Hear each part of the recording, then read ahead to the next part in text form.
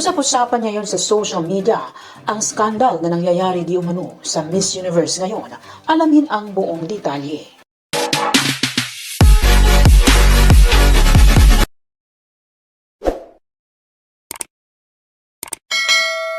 Magandang araw mga kaibigan, welcome back to our YouTube channel, Be Truth.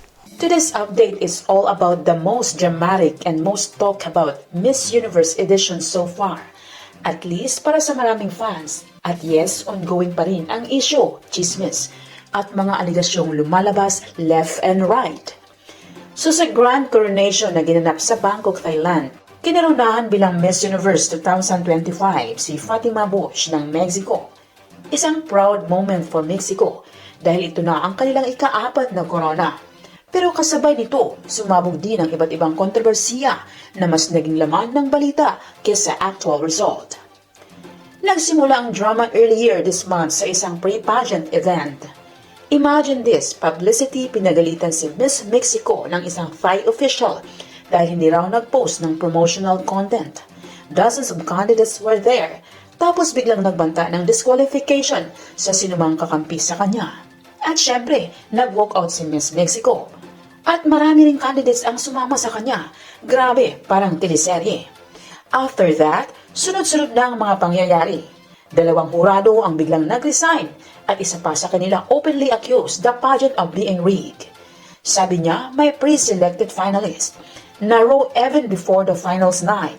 Pero mabilis namang nag-deny ang Miss Universe organization, saying walang ganitong nangyayari. Sa social media, divided ang opinions. Some people are celebrating Miss Mexico's win, especially those who admired her courage during the walkout. Pero marami rin ang nagsabing baka daw compensation crown ito, parang pambawi sa nangyaring iskandalo. Kaya tuloy namang nagbibirong mga fans, next year, mag-vote out ka para sure win ka na. Meanwhile, nag-first runner-up si Miss Thailand, second runner-up si Miss Venezuela, while third runner-up si Miss Philippines Atisha Manalo. Proudly finished as one of the runners-up. Proud tayo sa performance niya, classy, elegant at consistent mula prelims hanggang finals. Pero hindi pa dyan nagtatapos ang drama. During the preliminary evening gown round, nadulas at nahulog si Miss Jamaica at na-stretcher out pang palabas ng venue. Viral agad ang videos online, buti na lang she's now in good condition and recovering well. According to pageant analysts, malaking factor ang magulong leadership ng Miss Universe ngayon. May Thai organizers, may Mexican ownership, may mga bagong rules at may matinding cultural differences behind the scenes. Kaya maraming fans ang nalilito kung sino ba nga ba talaga ang may final say sa mga desisyones. At dahil dito, muling napag-usapan kung nanatili pa bang prestiyoso ang Miss Universe. Kasi to be honest, para sa karamihan ng fans worldwide, this is one of the messiest and most chaotic edition ever.